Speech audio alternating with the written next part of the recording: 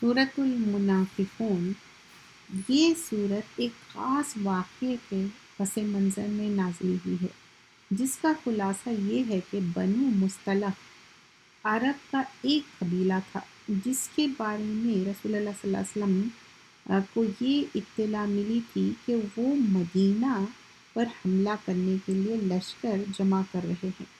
آپ صلی اللہ علیہ وسلم نے اپنے صحابہ اکرام کے ساتھ خود وہاں تشریف لے گئے، ان سے جنگ ہوئی اور آخر کار ان لوگوں نے شکست کھائی اور بعد میں مسلمان بھی ہوئے۔ جنگ کے بعد چند دن آپ صلی اللہ علیہ وسلم نے وہیں ایک چشمے کے قریب پڑاؤ ڈال رکھا تھا، جس کا نام مرائسہ تھا۔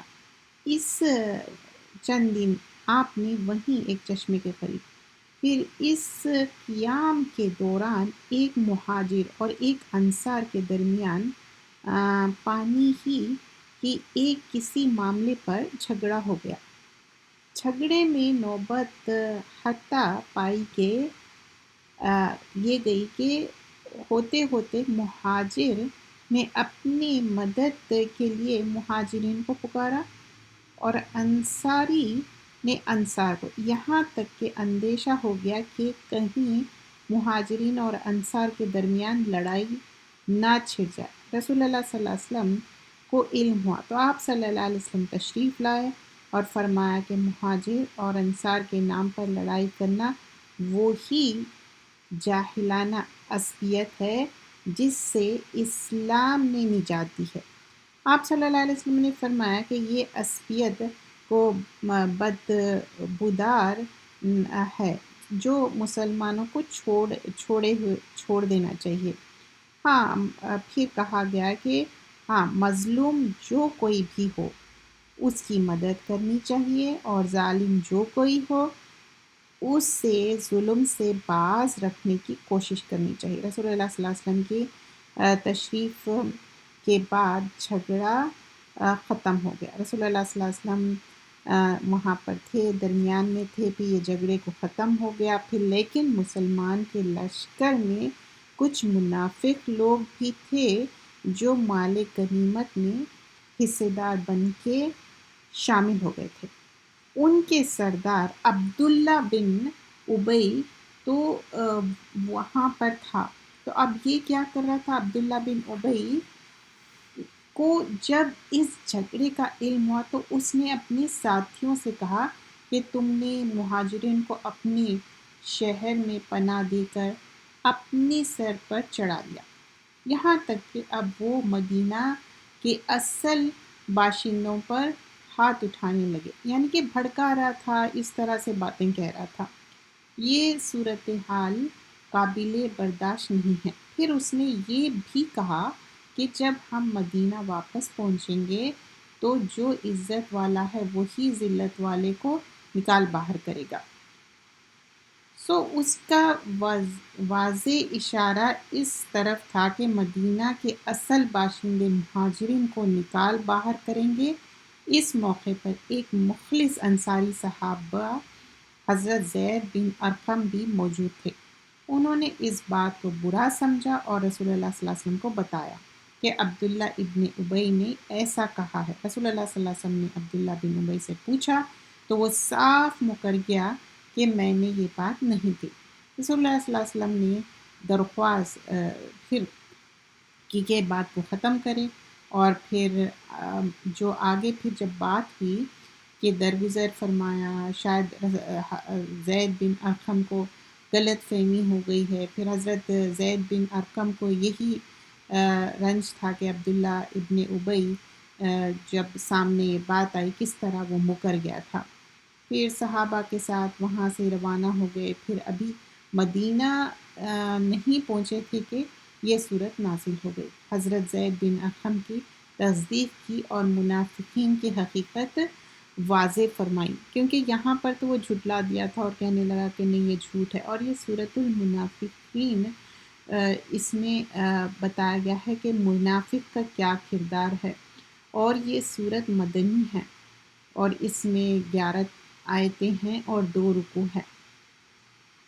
بسم اللہ الرحمن الرحیم اذا جاءک المنافقون قالوا نشهد انک لرسول اللہ واللہ یعلم انک لرسولہ واللہ یشہد ان المنافقین لکاذبون۔ یہاں پر بتایا جا رہا ہے جب منافق لوگ تمہارے پاس آتے ہیں تو کہتے ہیں ہم گواہی دیتے ہیں کہ آپ اللہ کے رسول ہے، اور اللہ جانتا ہے کہ آپ واقعی اس کے رسول ہے، اور اللہ یہ بھی گواہی دیتا ہے کہ یہ منافق لوگ جھوٹے ہیں۔ انہوں نے اپنی قسموں کو ایک ڈھال بنا رکھی ہے کہ یہ لوگ دوسروں کو اللہ کے راستے سے روکتے ہیں۔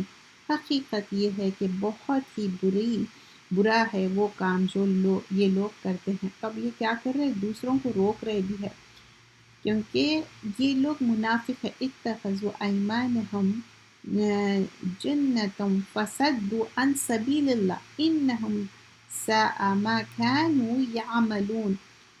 جو جس طرح ڈھال سے تلوار سے بچاؤ کیا جاتا ہے، اسی طرح ان لوگوں نے اپنے بچاؤ کے لیے قسمیں کھانے لگے۔ کون؟ منافق۔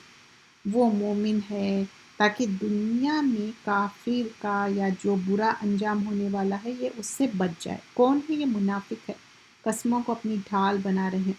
یہ سارے باتیں اس وجہ سے ہے کہ یہ شروع میں بظاہر ایمان لے آئے، مطلب جسٹ ٹو شو پریٹینڈ کے لیے، پھر انہوں نے کفر اپنے لیے، اس لیے ان کے دلوں پر مہر لگا دی گئی ہے۔ نتیجہ یہ ہے کہ یہ لوگ حق بات سمجھتے ہی نہیں۔ جب تم ان کو دیکھو تو ان کے دیل ڈول تمہیں بہت اچھے لگیں، اور اگر وہ بات کرے تو تم ان کی باتیں سنتے رہ جاؤ۔ ان کی مثال ایسی ہے جیسے یہ لکڑیاں جو کسی سہارے سے لگی رکھی ہیں۔ تو یہاں پر بتایا جا رہا ہے ذَلِكَ بِأَنَّهُمْ آمَنُوا ثُمَّ كَفَرُوا فَطُبِعَ عَلَىٰ قُلُوبِهِمْ فَهُمْ لَا يَفْقَهُونَ۔ مطلب یہ لوگ ایمان نہیں لائے، ان کے دلوں پہ مہر لگ گئی، لیکن صرف پریٹینڈ کر رہے ہیں۔ وَإِذَا رَأَيْتَهُمْ تُعْجِبُكَ أَجْسَامُهُمْ۔ جب ان کو دیکھتے ہیں تو اس طرح لوگ ان سے امپریس ہو جاتے، اور کس طرح جیسے کہ کوئی فرنیچر ہے اس کو دیکھ کے اگر اچھا فرنیچر ہے دیکھ کے کیسا امپریس ہو جاتے، ویسی ہی ہے۔ کیونکہ وَإِنَّهُمْ يَقُولُونَ تسمع، پر جھوٹے باتیں، پریٹینس والے باتیں، شوگر کوٹڈ باتیں، اور اس میں کیا ہے لی قولہم کأنہم خشب مسندہ۔ تو یہ ایسے پریٹینس والے باتیں کر رہے ہیں۔ ان کی مثال ایسی ہے جیسے یہ لکڑیاں ہیں جو کسی سہارے سے لگی رکھی ہیں، مطلب کس طرح خوبصورت سے۔ تو یعنی ان کے جو ظاہری حلیہ یا بڑا پرکشش ہے اور باتیں بڑی لچھے دار ہے، آدمی انہیں سنتے ہی رہ جائے، لیکن اندر سے ان میں نفاق کی نجاست بھری ہوئی ہے۔ روایت میں ہے کہ عبداللہ ابن ابی اپنے ڈیل ڈول کے اعتبار سے پرکشش شخصیت رکھتا تھا، اور اس کی باتیں بڑی فصاحت بلاغت کے حامل ہوتی تھی۔ لکڑیاں اگر کسی دیوار کے سہارے لگائے رکھی ہو تو دیکھنے میں کتنی اچھی لگتی ہیں اور بہت ہی آرگنائزڈ۔ تو اس طرح سے یہ باتیں کرتے، رسول اللہ صلی اللہ علیہ وسلم کے مجلس میں بیٹھتا، ان کے اچھے اسی طرح جی جی ہاں ہاں کرتا، متوجہ ہوتا، لیکن صرف یہ پریٹینس تھا۔ کیا اس کے اندر ایمان تھا؟ نو، بالکل زیرو، کوئی ایمان نہیں تھا۔ یہ ہر چیز پکار کو اپنی خلاف سمجھتے۔ یہی ہے جو تمہارے دشمن ہے، اس لیے ان سے ہوشیار رہو، اللہ کی مار ہو ان پر، یہ کہاں اوندھے چلے جا رہے ہیں۔ اور جب ان سے کہا جاتا ہے کہ آؤ اللہ کے رسول تمہارے حق میں مغفرت کی دعا کرے، تو یہ اپنے سروں کو گھماتے ہیں، اور تم انہیں دیکھو گے کہ وہ بڑا گھمنڈ کے عالم میں بے رخ سے کام کرتے ہیں۔ اے پیغمبر صلی اللہ علیہ وسلم، ان کے حق میں دونوں باتیں برابر ہے، چاہے تم ان کے لیے مغفرت کی دعا کرو یا نہ کرو، اللہ انہیں ہرگز نہیں بخشے گا۔ یقین جانو اللہ ایسے نافرمان لوگوں کو ہدایت تک نہیں پہنچاتا۔ یہی تو ہے جو کھاتے ہیں کہ کہتے ہیں کہ جو لوگ رسول صلی اللہ علیہ وسلم کے پاس ہے ان پر کچھ خرچ نہ کرو، یہاں تک کہ یہ خود ہی منتشر ہو جائیں گے۔ حالانکہ آسمان اور زمین کے تمام خزانے اللہ ہی کے ہیں، لیکن منافق لوگ سمجھتے نہیں ہیں۔ کہتے ہیں کہ اگر ہم مدینہ کو لوٹ کر جائیں گے تو عزت والے ہی وہی وہاں سے ذلت والوں کو نکال باہر کریں گے، جیسے کہ مہاجرین اور انصار میں جھگڑا ڈالے اور کس طرح۔ حالانکہ عزت تو اللہ ہی کو حاصل ہے اور اس کے رسول کو اور ایمان والوں کو، لیکن منافق لوگ نہیں جانتے۔ تو یہاں پر کیا ہے، کس طرح وہ پریٹینس کر رہے ہیں، اور بتایا جا رہا کہ رسول اللہ صلی اللہ علیہ وسلم اگر ان کے لیے دعا کرو یا نہ کرو ان کے لیے سیم ہے، they are not going to change. تو چونکہ ان کے دل میں چور ہے، اس لیے اگر مسلمان میں کوئی شور ہوتا تو یہ سمجھتے ہیں کہ ہمارے خلاف کچھ ہو رہا ہے۔ اور قرآن کریم نے جو لفظ استعمال فرمایا ہے اس کا ترجمہ سر کا موننا بھی ہو سکتا ہے یا ہلانا بھی ہو سکتا ہے۔ جو ان لوگ سر ہلا رہے تھے، موڑ رہے تھے، رسول اللہ صلی اللہ علیہ وسلم کے جب محفل میں جاتے، سنتیں، حدیث، قرآن کی بات ہوتی، کس طرح پریٹینڈ کرتے، اور یہاں پر یہ لوگ منافق ہے اور یہ لوگ توبہ کرنے والے نہیں ہیں، ان کی مغفرت نہیں ہوگی۔ اور پھر یہاں پر پھر بتایا جا رہا ہے یا ایھا الذین آمنو، اے ایمان والو، تمہاری دولت اور تمہاری اولاد تمہیں اللہ کی یاد سے غافل نہ کرے پائے۔ جو لوگ ایسا کریں گے وہ بڑے گھاٹے کا سودا کرنے والے ہیں۔ اور ہم نے تمہیں جو رزق دیا ہے اس میں سے اللہ کے حکم کے مطابق خرچ کرو، قبل اس کے کہ تم میں سے کسی کے پاس موت آ جائے تو وہ یہی کہے، اے میرے پروردگار، تو نے مجھے تھوڑی دیر کے لیے اور مہلت کیوں نہ دی کہ میں خوب صدقہ کرتا اور نیک عمل کر لیتا۔ اور جب کسی شخص کی معین وقت آ جائے گا تو اللہ اسے ہرگز مہلت نہیں دیں گے۔ جو کچھ تم کرتے ہو اللہ اسے پوری طرح باخبر ہے۔